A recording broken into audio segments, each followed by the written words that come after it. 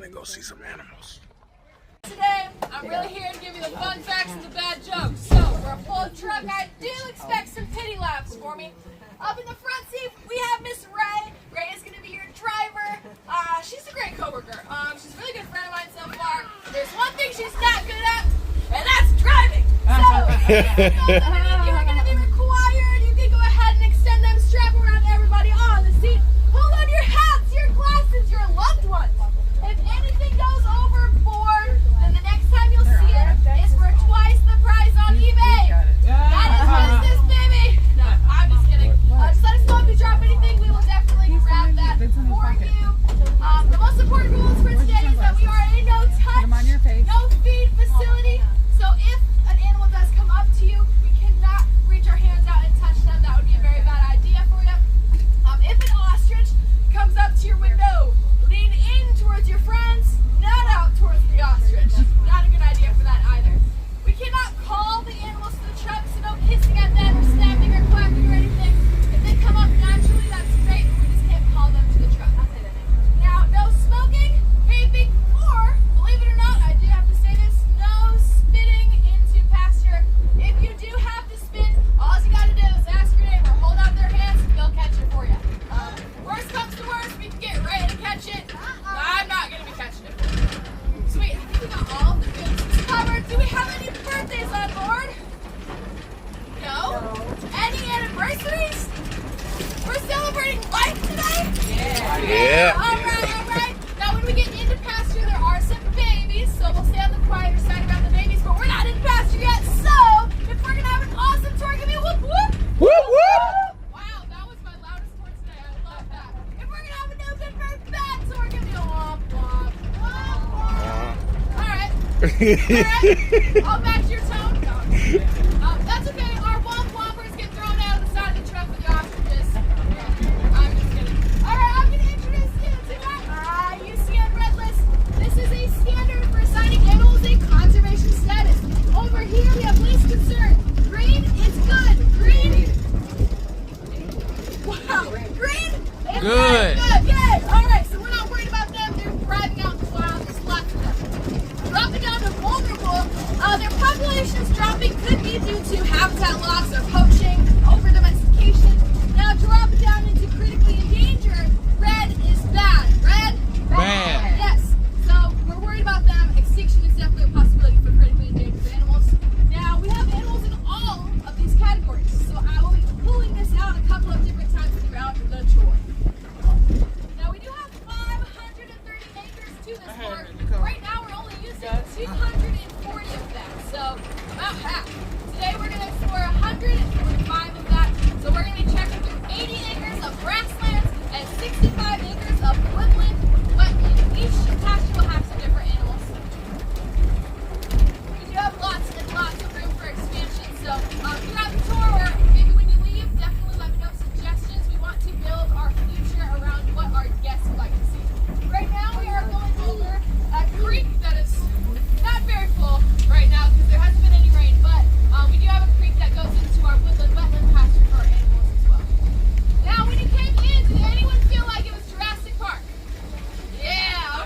little bit. Too. A little bit. This is Jurassic Park 2.0. You have nothing to worry about. You're in good hands. I'm gonna send the dinosaur. That's what they said. If you look hard enough, you Now can. that over there look like the rest of us. Sometimes my boss is in a costume over there. Tiny little toothpick-like horns.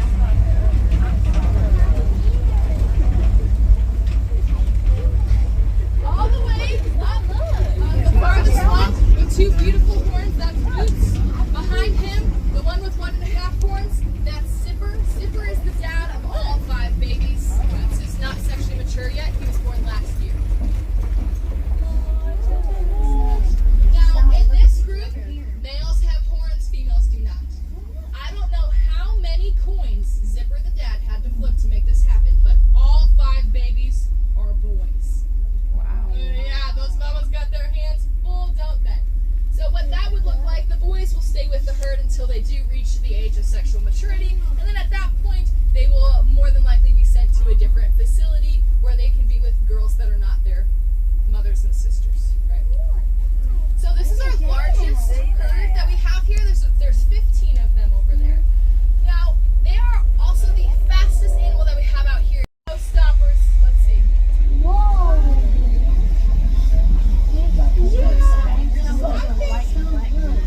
I think if the Addax would...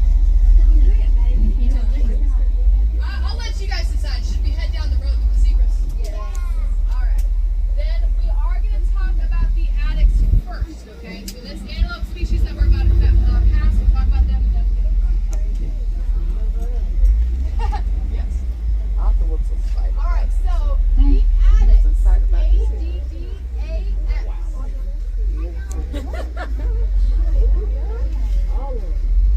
So laying down closest to us right now, with the stump horn, Okay, that's we Kamalu. scared the daylight out. You have a real life unicorn. Can you spot her? Yeah, out there, closest to the road is Miss Dandelion. Now right here past us is Clover. And then Miss Ivy as well. Okay. I'm sorry, baby. Yes, so what do antlers do once a year? Shed, they grow back. Horns are a little bit different. So their horns are fused to the skeletal structure and have blood flow through them. So when they lose a horn, it's like us losing a pinky. It's just not going to grow back. So all of these that have no horns for one reason or another, they're not going to get a horn back. Dandelion, the unicorn, is actually the only one who lost her horn here. So she's the only one that I know the story of. So Dandelion, she came to us with 2. One was dropped slightly on her head, and so that told us, okay, her horn is dislodged. We wanted to leave it alone, see if it would fix itself, but she developed a head tilt, started hanging with her head to the side, and she isolated herself from the group, and then she stopped eating. So in order to prevent infection, we decided to surgically remove that horn, and that actually saved her life. So really good to have her here with us as an example of how animal care can save an animal for sure. Now, Kamalu, the male with the stump horns, don't know what happened. That happened at a different facility. He came here like that. Same with Ivy, the lady up front with no horns as well. Now, the Addax, what is their conservation status? Green. Oh. Endangered. Oh. Horns. Oh. Critically endangered. You were just keep on failing. Give me a F. Bad news. Okay. So, in the wild, there are only between 30 and 90 Addax left. That's it. So they live in the northern Saharan desert in Africa. The IUCN Red List every 10 years does a new head count. So in 2026, there should be a new head count. We'll see if it went up or if it went down. The good news is that in human care, across all zoos and safari parks, there are around 1,000 to 3,000 Addax. So we are able to breed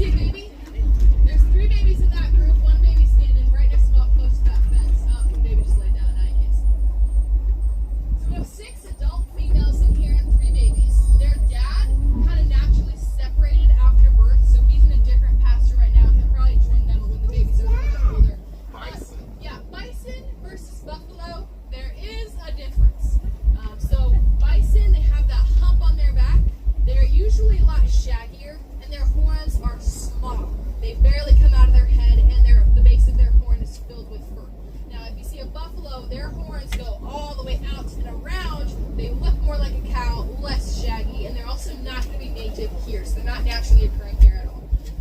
Yeah, so just keep that in mind. We might see buffalo later, so we can compare them a lot easier.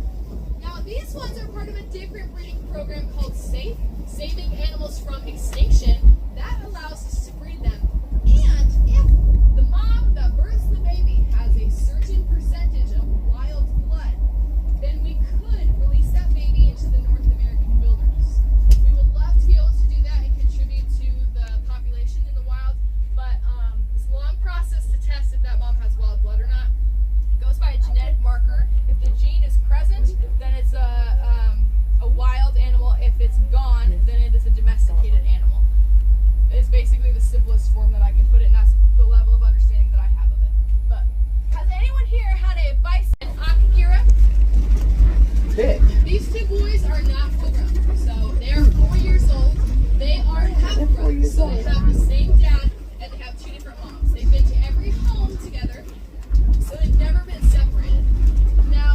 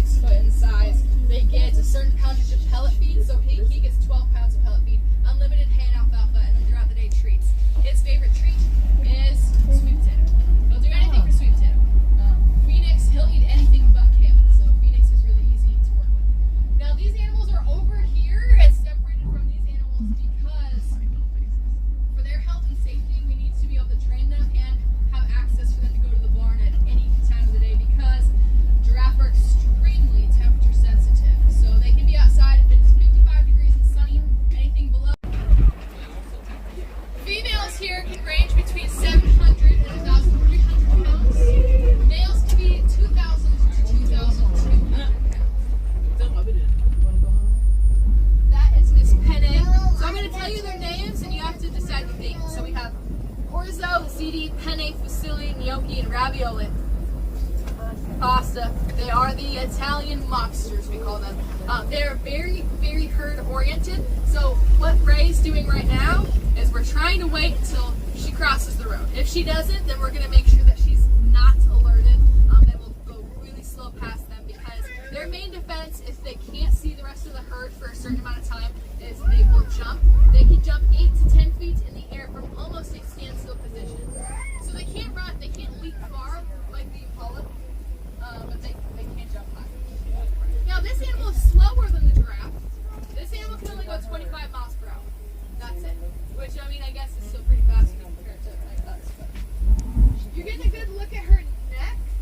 She has a very, very pronounced dewlap. All of these eland do. Their dewlap is super important to them. It's how they regulate their temperature. So if it's really, really hot outside, the blood is going to leave the heat-bearing organs, go into the dewlap where there's a lot of space, goes through a process called heat dissipation, where it loses the heat, cools it down, and then recycles through the rest of the body, and it cools their core temperature. Amazing. It also makes their neck look twice as big, so predators are deterred from grabbing them by their neck because their neck looks too big for their mouths. So it protects their neck as well. Now, if we... I was trying to... No, none of them are really walking. These animals are super cool. Look it up when you're at home. The common eland click. Oh, I just heard it. They click whenever they like move their legs and walk. Usually Fusilli, she's the most dominant female. She has the loudest click, and then Orzo has the loudest click. I feel like I keep hearing her. Yeah, She was doing that a second ago. Yeah, every time that she like takes one step, you right here. But it's from a tendon that slips and slides around the kneecap as they extend.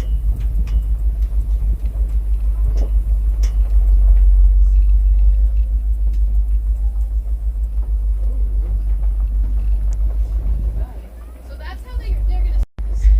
So they are the only omnivores that we have in between these two pastures. So they can eat. They find small lizards, small rodents, but really they're mostly bugs here. So they're finding bugs, they can eat the grass and everything like that. How do they find their food? Well, typically the ostriches actually, whenever they want bugs, they're smart enough to know that bugs like shiny things, and they go on the fence line to find the bugs. Now everything else, I mean, they're okay with eating the grass. If a pasture truck comes out here, they know they're going to be dropping the pellets, so they try to follow the truck sometimes. That kind of thing. Yeah, how fast do they run? They go 45. So this truck maxes out at 35. I think that if we all collectively decide to run faster than Ray, we'll probably be good. These are not what you. Do they like water? They'll drink it. I haven't seen. Look at him. Sorry. Oh, I can't see Oh, he's pooping now. which one? The other one? The male, yeah. The male. But yeah, I haven't really seen them go into any water source. So these not road runners. Do they what? You know, like the cartoons. Road runner. Oh, yeah, no. I actually don't know roadrunners. Yeah, I haven't ever seen them other than a cartoon. It's just really sun protection, bug protection, and the spa day for fun. The darker one is just our male. He's got really thick horns, a lot bigger of a body.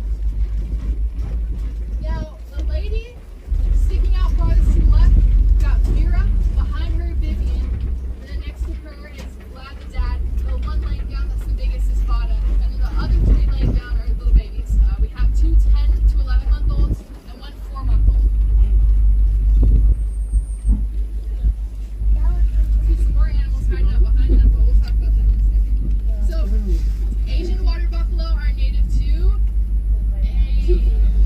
Alright, good job. They're native to Asia and they love the water. So they're actually able to hold their breath for a handful of minutes. They can do They're that, just one, to staring out. escape a predator, go under and hide, or two, they can actually eat the vegetation that's on the ground of the water source that they're in. And then of course they love the mud as well. So you can already see they don't have that big hump on their back, they're not super shaggy, and their horns, really the horns are going to be what gives away bison versus buffalo. They really do just look like a cow. They are bovine species. In domestication, there's a lot of them. They are used to plow rice fields, so you can thank them for your rice. They are also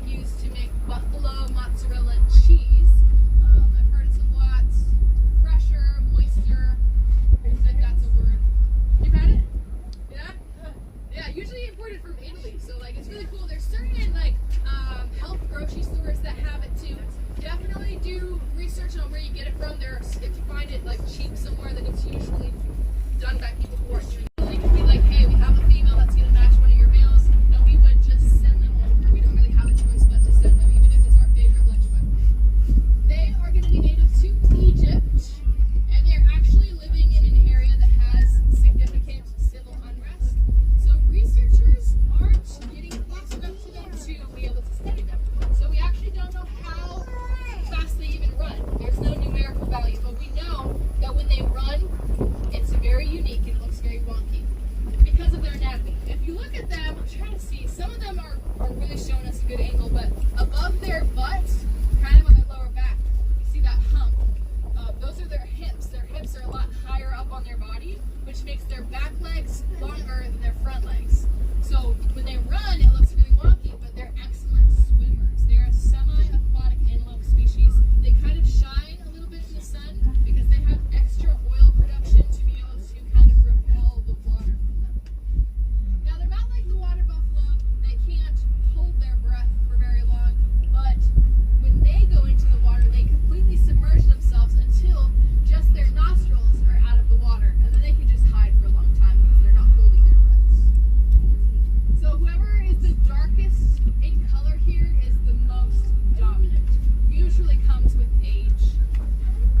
But all of them have like that white on the top, but then there's one who has kind of a peanut butter look, so call them like Reese's peanut butter cups. So cute. Oh, they are also endangered as well, the Nile lechwe. The creation of dams is really affecting their population.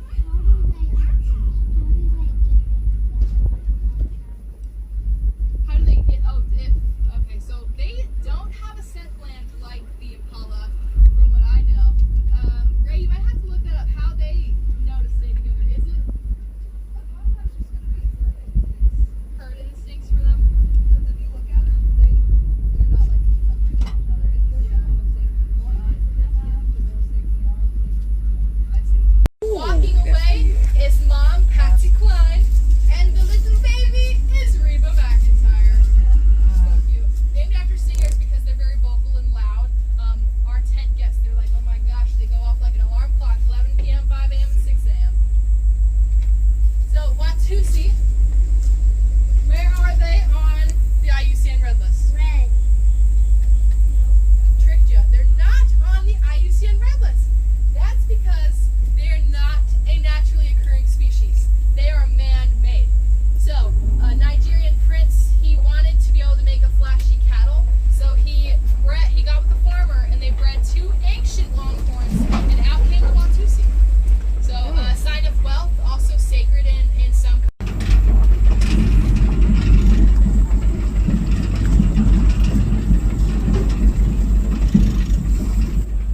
semi-aquatic antelope species. I wish they would look at us because they have heart-shaped noses. I'll be able to see us directly. Enzo's closest to us, and you great if an ostrich sat on it because it's calcium deficient. So when we find them all around the 80 acres of pasture, they're abandoned, and we pick them up and we take a power drill to it and we empty it.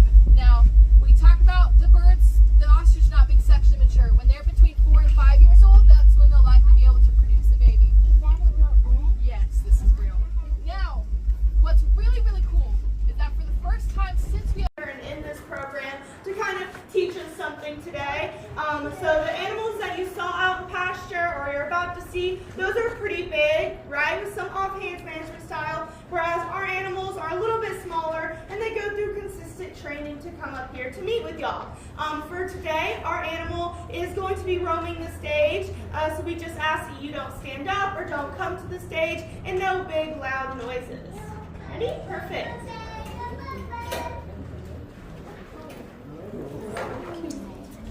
All right, so this is Pixie. Pixie may look a little weird. You may or may not know what Pixie is. Pixie is something called a coati or a coati. That is a South American mammal, and they are very closely related to something that we have native here in Georgia. Does anyone want to take a guess? Possum. Not a possum. Raccoons, yes. Perfect. Very close though. So raccoons are their really close cousins. They have a lot of similarities, but they also have a lot of differences. One big difference is the time of day that they're active. Does anyone know what time of day a raccoon is most active? Nighttime. So that makes them nocturnal. Whereas our coati are diurnal. Diurnal means active during the daytime, just like us. So during the day, she's going to be playing, foraging, eating, and may take a couple naps here and there. Whereas at night, she will mostly be sleeping. Another big difference is how they live and where they live. So raccoons are terrestrial creatures, meaning that they stay on the ground. They pretty much are going to live on the ground. They could occasionally get up into those tree trunks and things. Whereas our coati are semi-terrestrial and semi-arboreal. Arboreal means that they will climb and live up in the trees. So she is a pretty good climber. She might show off her skills in just a little bit for you guys. And something that makes them unique and makes them really good climbers is that they have double jointed wrists and ankles. So those wrists and ankles can rotate at about 180 degrees. That allows them to climb up, down, and upside down. Imagine a cat climbing up in a tree. Sometimes they can get stuck because they can't climb head first down. Their anatomy doesn't allow for that, whereas the anatomy of our coati does allow for that. So they can climb head first down, which makes them very adept for living up in the trees and in the forest. They also are a very social species. So Pixie here has a sister named Dixie back at her habitat in the park. And they were born together at the same litter, the only two in the litter. Females can have 2 to 6, and they are very social. They eat together, play together. They will groom each other. Out in the wild, coati will live in big groups of females and offspring called bands, from anywhere from 4 to 40 individuals. If male offspring, once they become old enough to kind of fend for themselves, they will leave and they will be solitary the majority of their lives, maybe not during mating season or things like that, but most of the time you will find males on their own, whereas the females and babies all live in one big group. If you look closely, you will see animal safe fur dye on the end of Pixie's tail. She is there we go, awesome. So that animal safe fur dye just allows us to tell Pixie and Dixie apart. Pixie has a pink tail where Dixie has a blue tail. Us as cute. So we went wild.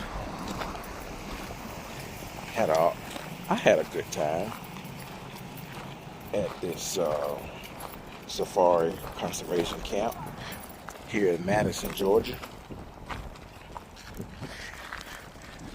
Did y'all like the surprise? We loved it. Well, I'm glad y'all did. I'm glad the family liked it, y'all. Oh, me, oh my.